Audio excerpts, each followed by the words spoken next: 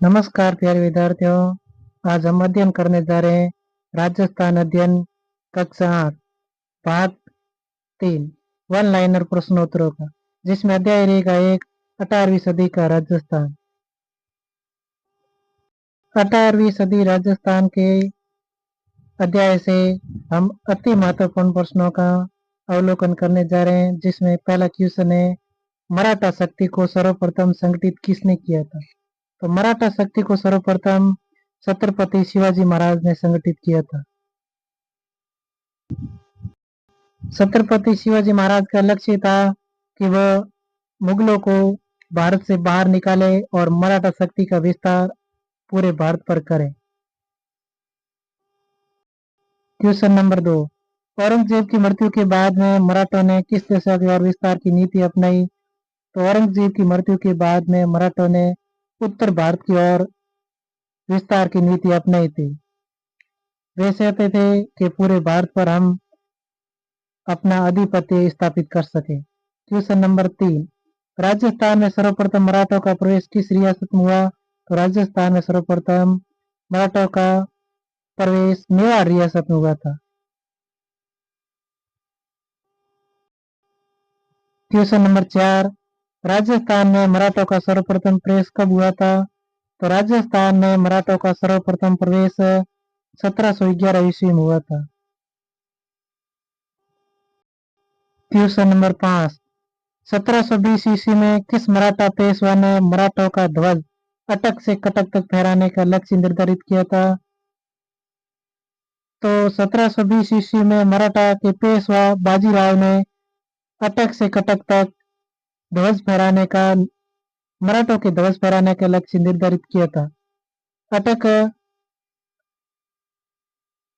वर्तमान में पाकिस्तान पड़ता है और कटक उड़ीसा में, यानी उड़ीसा से पाकिस्तान तक मराठा शक्ति का ध्वज फहराने का लक्ष्य अगर किसी ने रखा था तो वे थे पेशवा बाजीराव। क्योंकि छत्रपति शिवाजी की मृत्यु के बाद में पेशवा बाजीराव ने उसकी मराठा शक्ति की नींव को स्थापित करने का लक्ष्य निर्धारित किया था। वे चाहते थे कि हम पूरे भारत पर अपना ध्वज फहराए और मराठा शक्ति का पूरे भारत पर विस्तार करें और बाहरी आक्रमणकारियों को आने से रोक सके। क्वेश्चन नंबर 6, मराठों को कोटा व बूंदी पर आक्रमण कब किया था? तो मराठों ने कोटा व बूंदी पर आक्रमण 1726 ईस्वी में किया था। क्वेश्चन नंबर 7, 1728 ईस्वी में राजस्थान की कौन सी रियासतों ने मराठों को खिलाफ देना प्रारंभ किया था? तो सर्वप्रथम मराठों को खिराज देने का कार्य किया था, तो वो रियासत थी डूंगरपुर व बांसवाड़ा। क्वेश्चन नंबर 8, 22 अप्रैल 1734 को मराठों ने पुनः बूंदी का शासक किसे बनाया था? तो 22 अप्रैल 1734 को मराठों ने बूंदी का पुनः शासक बुद्ध सिंह को बनाया था। क्वेश्चन नंबर 9, मराठों का राजस्थान की राजनीति में प्रथम हस्तक्षेप कब किया गया था? तो मराठों ने राजस्थान की राजनीति में प्रथम हस्तक्षेप बूंदी ने किया था। क्वेश्चन नंबर 10, मराठों की बढ़ती शक्ति को रोकने के लिए राजपूत शासकों ने सम्मेलन कहाँ बुलाया था? तो राजस्थान के राजपूत शासकों ने मराठों की शक्ति को बढ़ने से रोकने के लिए हुडा भीलवाड़ा में सम्मेलन बुलाया था। क्योंकि वे चाहते थे कि अगर मराठा शक्ति बढ़ती गई तो हमारा नुकसान करेगी। क्योंकि मराठा शक्ति ने जैसे ही अपना आधिपत्य स्थापित किया तो उन्होंने राजस्थान के शासकों को लूटना शुरू कर दिया। वे इस प्रकार लूटा करते थे, मान लो अगर कोई दो भाई है, दोनों ही राजा है, तो अगर वो एक भाई के पास पहले जाएंगे कि आपको हम धन दिलवाएंगे कि आप अपने भाई के साथ युद्ध करें।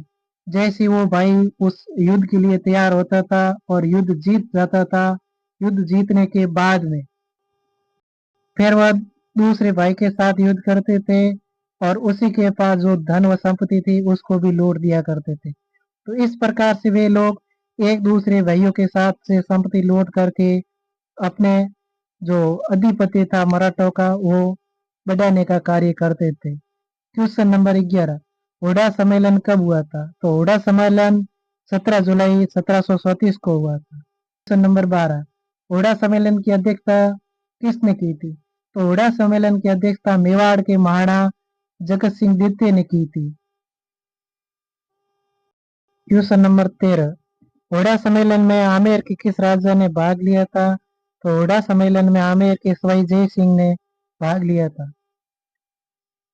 क्वेश्चन नंबर 14, हुडा सम्मेलन में जोधपुर के किस राजा ने भाग लिया था? तो हुडा सम्मेलन में जोधपुर के राजा अभय सिंह राठौड़ ने भाग लिया था। क्वेश्चन नंबर 15, हुडा सम्मेलन में नागौर के किस राजा ने भाग लिया था? तो हुडा सम्मेलन में नागौर के राजा बख्त सिंह ने भाग लिया था। क्वेश्चन नंबर 16, हुडा सम्मेलन में कोटा के किस राजा ने भाग लिया था? तो हुडा सम्मेलन में कोटा के राजा दुर्जोशाला ने भाग लिया था। क्वेश्चन नंबर 17, हुडा सम्मेलन में मराठों के विरुद्ध सभी राजपूत शासकों की सेना किस स्थान पर एकत्रित होगी, ये निर्णय लिया गया था। तो हुडा सम्मेलन में मराठों के विरुद्ध सभी राजपूत शासकों की सेना का स्थान रखा गया था रामपुर गांव। क्वेश्चन नंबर 18, किस राजा की उदासीनता व निर्णयों की अस्पष्टता ने मराठों के विरुद्ध बनाई गई नीति को असफल बनाया था? तो वे राजा थे सवाई जय सिंह। क्वेश्चन नंबर 19, पेशवा बाजीराव ने 1735 ईस्वी में किस माता को राजस्थान में तीर्थ यात्रा पर भेजा था? तो पेशवा बाजीराव ने 1735 में अपनी माता राजस्थान की तीर्थ यात्रा पर भेजी गई थी, वो थी राधाबाई। क्वेश्चन नंबर 20, महाराणा अमर सिंह द्वितीय की पुत्री चंद्रकौरी का विवाह किसके साथ हुआ था? तो महाराणा अमर सिंह द्वितीय की पुत्री चंद्रकौरी का विवाह आमेर के राजा सवाई जय सिंह के साथ हुआ था। क्वेश्चन नंबर 21, सवाई जय सिंह के पुत्र माधो सिंह की माता का कौन थी? तो सवाई जय सिंह के पुत्र माधो सिंह की माता का नाम था चंद्रकौरी। क्वेश्चन नंबर 22, माधो सिंह ने सवाई जय सिंह की मृत्यु के बाद किसको चुनौती दी थी? माधो सिंह ने सवाई जय सिंह के बाद मृत्यु के बाद ईश्वरी सिंह को चुनौती दी थी। मराठा सरदार मलावर राव होलकर ने किसका पक्ष लिया था? तो मराठा सरदार मलावर राव होलकर ने माधो सिंह का पक्ष लिया था। क्वेश्चन नंबर 24, राजमहल का युद्ध व बगरू का युद्ध किसके बीच हुआ था? राजमहल व बगरू का युद्ध ईश्वरी सिंह व माधो सिंह के मध्य हुआ था। क्वेश्चन नंबर 25, ईश्वरी सिंह ने अपने किस सेनापति की कुटिलता के कारण हत्या करनी पड़ी थी? तो वे सेनापति थे हरगोविंद नटाणी। क्वेश्चन नंबर 26, मराठों के सहयोग से ईश्वरी सिंह की मृत्यु के बाद जयपुर का शासक कौन बना? तो मराठी के सहयोग से ईश्वरी सिंह की मृत्यु के बाद जयपुर का शासक माधो सिंह प्रथम बना था। क्वेश्चन नंबर 27, मराठों के हस्तक्षेप के कारण जोधपुर रियासत में किसके मध्य उत्तराधिकारी संघर्ष हुआ था? तो मराठों के हस्तक्षेप के कारण जोधपुर रियासत में